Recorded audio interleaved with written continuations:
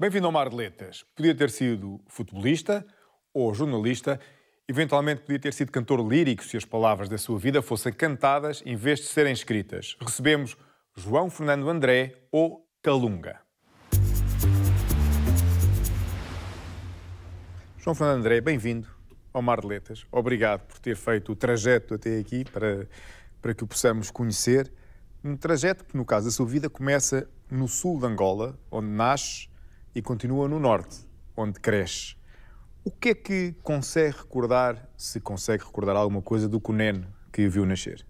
Mário, muito obrigado por estar neste programa interessantíssimo sobre letras, dos poucos que continuam a existir ainda nestes tempos em que a cultura é tida às vezes como parente pobre de muitos países. Ora, do Cunene lembro-me, passados já muitos anos, de aquele elemento primário da vida, seja aspectos telúricos, a criação numa casa onde todo mundo podia lá ir à busca de uma refeição, já que nasci num tempo de guerra no sul de Angola, e então tínhamos a oportunidade de ter em casa o que muitas outras famílias não tinham. E a minha mãe, sempre de mão cheia, conseguia acolher e dar sempre alguma coisa para quem lá ocorresse. Depois, como eu disse, desloca-se, a família desloca-se para o norte, para o Kwanza Norte.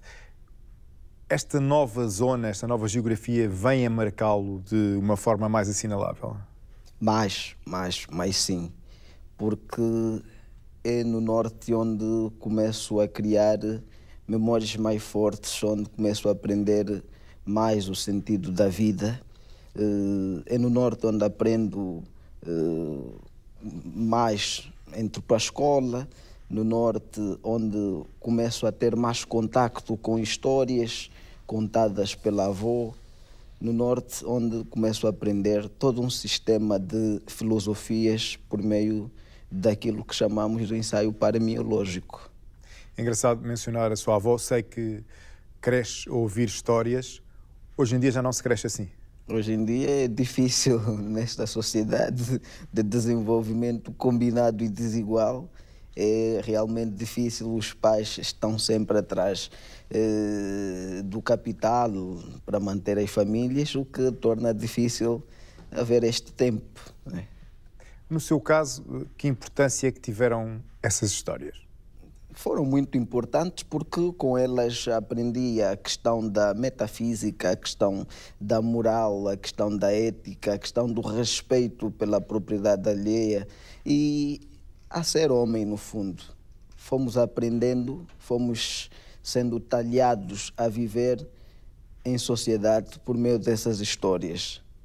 Gissabos, contos, macas, ginongonongos, né? Todos estes elementos fazem parte da oratura que hoje também conseguimos fazer por meio desse exercício da transmemória, levá-los ao escrito. Não tem medo que esse património corra o risco de se ir perdendo? Sim, há este medo, mas graças a Deus que existem os escritores. Sim. Estes vão fazendo o esforço de manter, por meio da escrita, este património.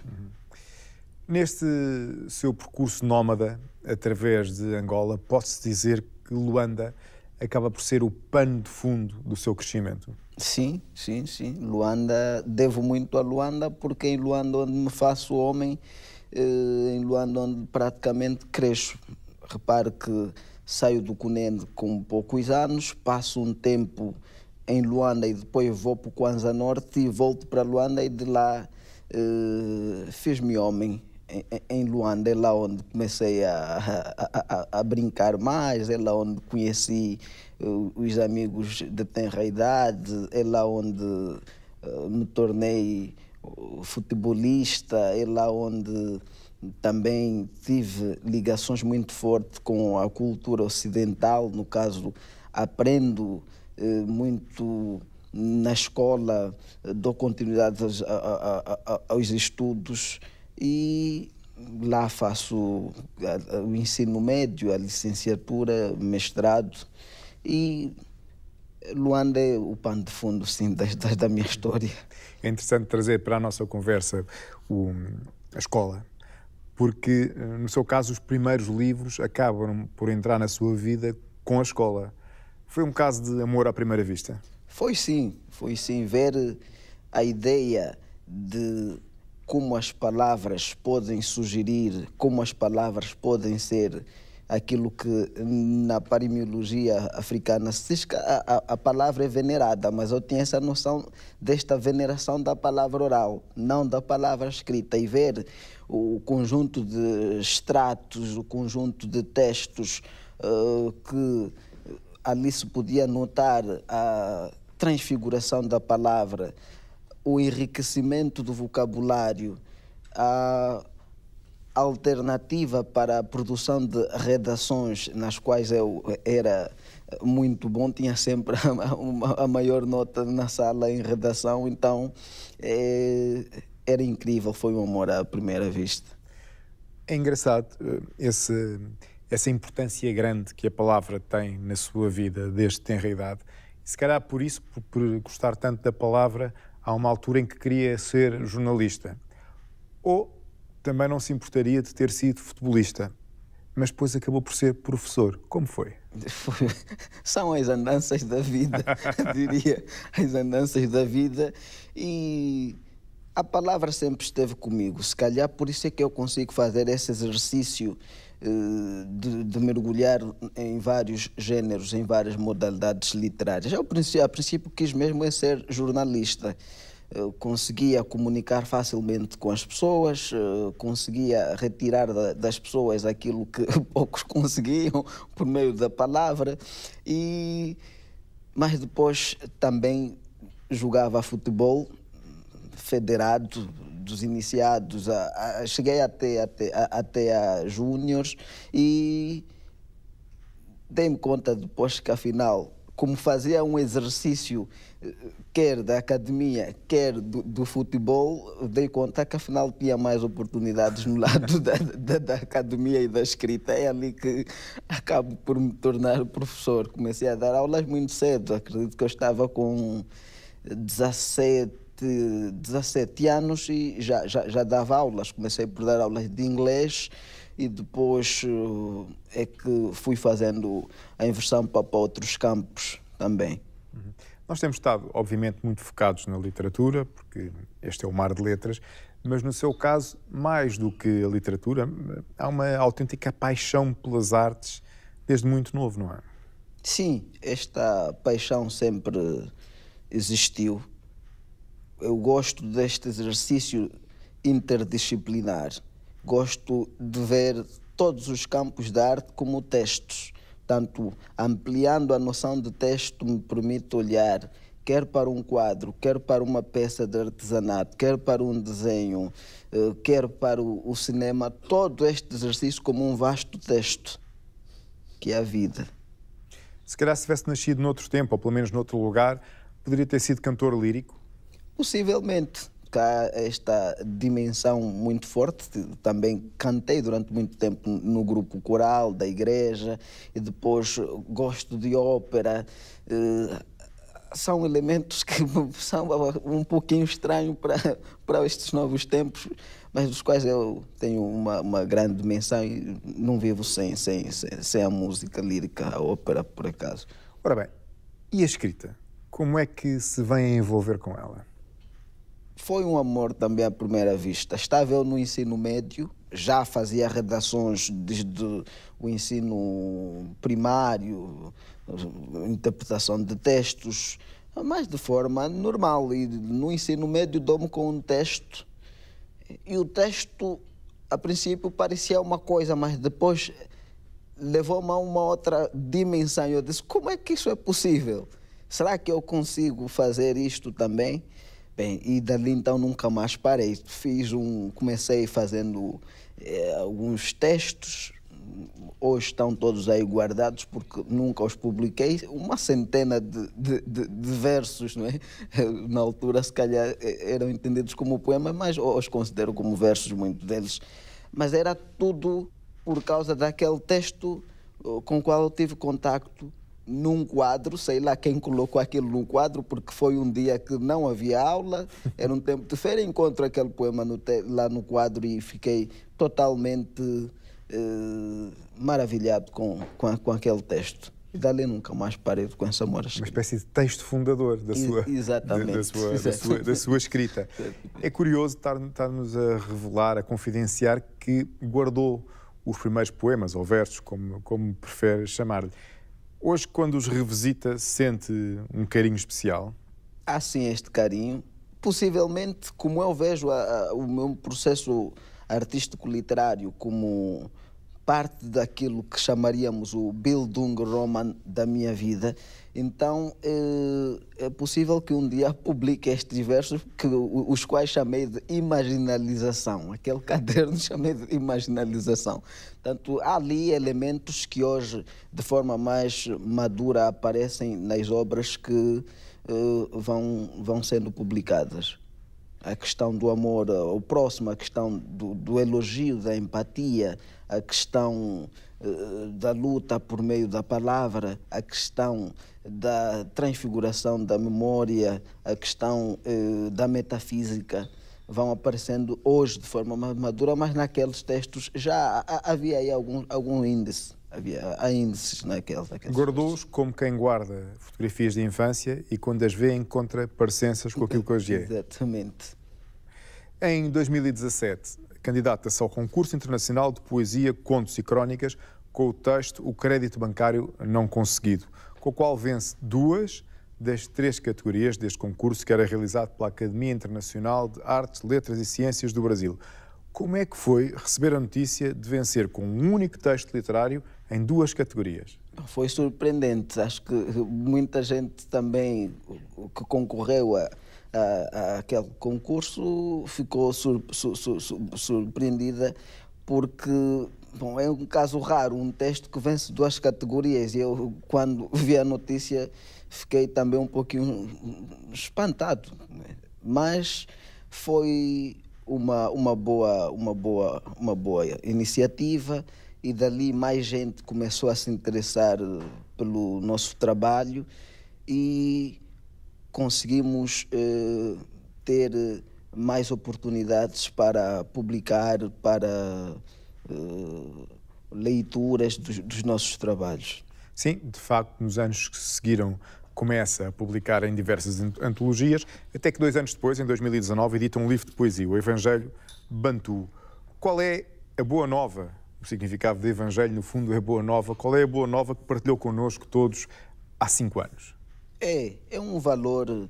A palavra Evangelho, gosto de concebê-la com a ideia de valor. Então, esta ideia de valor é, em primeiro lugar, a minha ideia de tentar contribuir para esta vasta tradição literária com alguns textos e, em segundo plano, trazer aspectos telúricos, mas também universais, nestes mesmos poemas, nos 3 cadernos que compõem este poemário e anunciando aí alguns aspectos de uma nova roupagem que se vai dando no sistema semiótico literário angolano. Tanto a questão da inversão dos títulos, a questão de novas sugestões, novas temáticas que vão aí surgindo e que um grupo de jovens hoje vai tomando para acrescentar alguma coisa a este sistema semiótico literário angolano, criando alguma inovação, alguma ruptura na continuidade.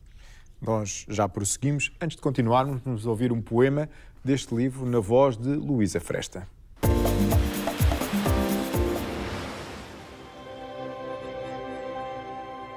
Porque escrever é desenhar vidas, eu escrevo. Escrevo cravos cravados nos dias inconstantes de luzes e dores turbulentas. Escrevo para desanuviar nos momentos de escuridão. Escrevo para não ser preso de consciência, consenso incomum. Escrevo a vida como as águas cristalinas que transpassam as savanas. Escrevo amor, escrevo sofrimento, escrevo magias imaculadas.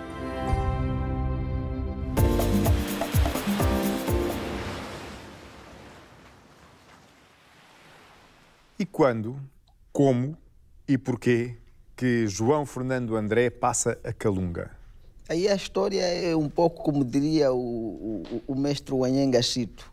Calunga não é meu pseudônimo, mas sim também é meu nome, na medida em que há uma história à volta deste antropônimo. Ou seja, os nomes nas culturas africanas, moralmente na cultura dos povos banto, eles têm uma dimensão muito voltadas para a crononímia dos próprios indivíduos em sociedade. Ou seja, elas trazem, os nomes trazem elementos importantes da história dos indivíduos. Portanto, eu nasço num tempo em que havia um problema, a minha mãe não conseguia conceber, então, tendo-me, dá-me este nome, que passa nas várias línguas banto a ter uma ideia de expansão.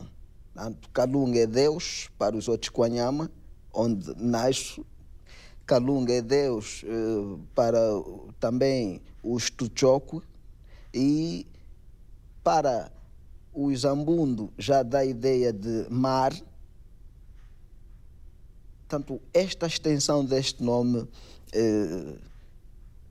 faz parte de mim desde o meu nascimento. Mas acaba por ter outros pseudónimos além deste.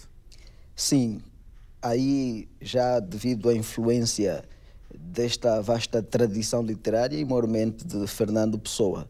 Ao longo do tempo fui dando conta que consigo ter vários eus em mim. No ano seguinte, em 2020, publicou um conto infantil, O Dia em que uma Pedra Virou Lua. Foi um conto que foi inserido no projeto Ler e Contar, um projeto sobre o qual já falámos aqui no Mar de Letras. Como é que é saber que este seu conto está a ser usado nas escolas de Timor e que até já foi adaptado a teatro? Incrível, este trabalho estava em Luanda na altura e a Glória de Souza liga para mim a dizer que está com uma ideia, vamos lá ver se isso funciona. E ali eu tinha esse trabalho já feito, envio o trabalho para a Glória e depois com estes desenhos incríveis do Samuel Rego, que usou este trabalho para a sua dissertação de mestrado também, e é admirável ver que afinal é possível fazer alguma coisa e que depois mais gente possa usar, como as crianças de Timor trabalharam com desenhos e interpretação, depois recebi aqueles desenhos de forma também muito emocionante, e depois ver adaptado para o teatro, fiquei sem palavras e simplesmente pus-me a contemplar as várias dimensões do conto, as várias adaptações do conto nestas modalidades. E é este o conto que orgulha o nosso convidado de hoje.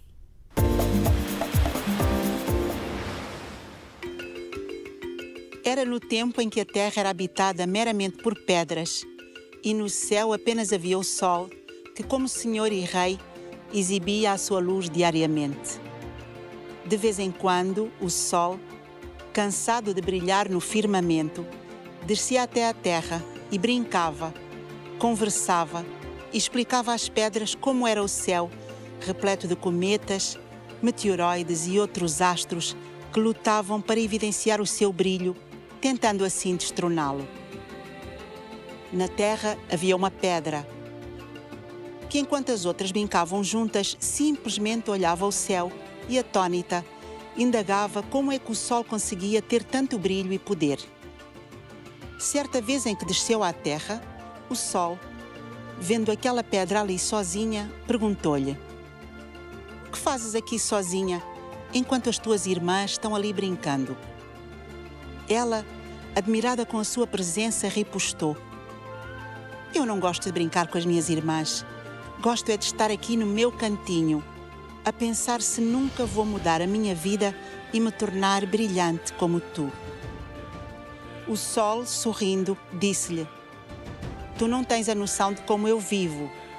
Eu não durmo, brilho de manhã para manhã. Dou luz a todo o céu, à terra e a outros planetas, e brilho até em zonas que eu não conheço.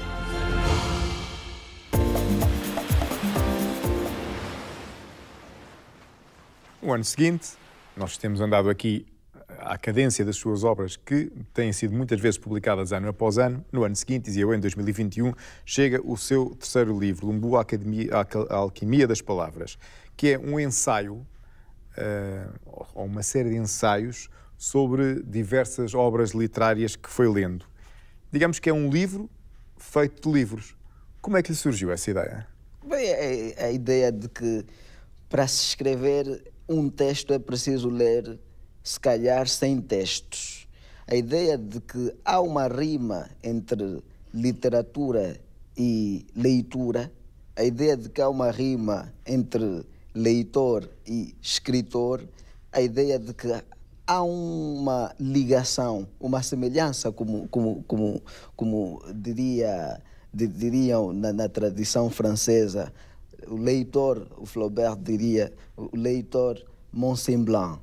Esta ideia de que há uma ligação muito forte entre quem escreve e quem lê, e este exercício nos leva a seguir a vasta tradição literária para produzir este livro, Lumbu, a Alquimia das Palavras. Ou seja, um livro feito por livros, um livro à volta de livros, e que tentamos fazer um exercício que Jorge Luís Borges, no fundo, queria ao longo da sua vida fazer também este exercício. E ele foi fazendo isto, às vezes até criando livros como se fossem escritos por outras pessoas, quando são, na verdade, seus livros. Portanto, nós levamos isso para o plano da realidade para produzir esse conjunto de ensaios, notas, análises sobre livros. Diz que cada livro que lê lhe deixa uma marca, mas há livros e autores que admire mais ou que lhe tenham imprimido uma marca mais indelével? Sim. Na verdade, lemos muito, mas há aqueles autores que nos vão servindo de exemplos, quer pelo percurso, quer pelas suas obras. Então, a lista é muito vasta, mas destacar aqui alguns, no caso, Fernando Pessoa, Herberto Helder, Luís Canjimbo, Lopito Feijó, Rui Duarte de Carvalho, Ana Paula Tavares, Conrad, Eliot, tanto Paulinho Otonji, Yves Mudimbe. Portanto, a lista é vasta, mas estes e outros que não citados aqui servem ao longo deste exercício de escrita e de leitura como exemplos, pelo percurso, pelo modo como viveram e também, sobretudo, pelos seus trabalhos. É interessante que evocou como inspirações alguns nomes já desaparecidos e outros tantos nomes que ainda estão vivos e de boa saúde e que convivem consigo, porque em 2022 se tornou o membro mais jovem da União dos Escritores Angolanos e agora está ao lado de alguns dos grandes nomes da literatura angolana. O que é que representa para si? Simbólico. Também se diz na tradição africana que quando os mais velhos dão a bola ao mais novo é porque sabem que consegue, ou seja, tem alguma confiança, e esta confiança deve ser aproveitada, mas também tida com grande responsabilidade. E é neste aspecto que nós vamos procurando trazer um pouco da nossa energia para os projetos da União dos Escritores Angolanos. Vamos procurando divulgar também mais a própria União dos Escritores Angolanos e vamos tendo o sistema semiótico literário como uma tradição, e nesta tradição há continuidades e há rupturas na continuidade. Sei que é particularmente atento à emergência de novos vultos e de novos valores da literatura angolana. Como é que está a vitalidade da literatura mais jovem no seu país? Eu poderia responder essa questão em duas vertentes. Numa primeira vertente voltada aos autores, há novos autores a surgirem. Estes vão trazendo várias temáticas.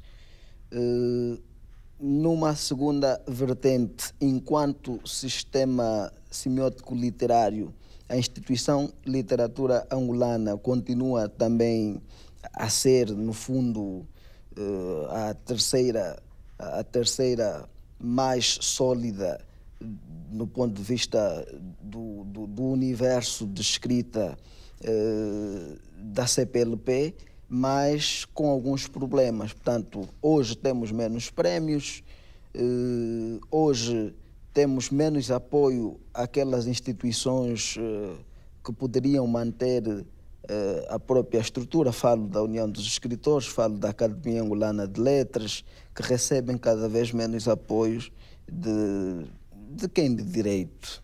Portanto, olhando para estas duas vertentes, os autores continuam a fazer os seus trabalhos. Agora, há autores que continuam num bom caminho, mas há outros que precisam ainda crescer mais e ver a questão da literatura como um aspecto geopolítico. E se não olharmos ainda com esta dimensão, podemos perder, como vai acontecendo, a questão deste terceiro lugar de instituição, depois de Portugal e Brasil, de instituição mais sólida na lusofonia. Portanto, hoje já há mais trabalhos voltados para Moçambique do que para Angola a nível da academia, e isto vai me deixando um pouquinho preocupado também. Fica esse seu alerta como nota final da nossa conversa. Calunga, muito obrigado por ter vindo ao Mar de Letras. É de tal forma jovem que espero regresse muitas e muitas vezes ao nosso programa, que assim termina. Foi bom contar com a sua companhia, que, como muito bem sabe, não dispensarei na nossa próxima emissão. Eu despeço-me. Até lá.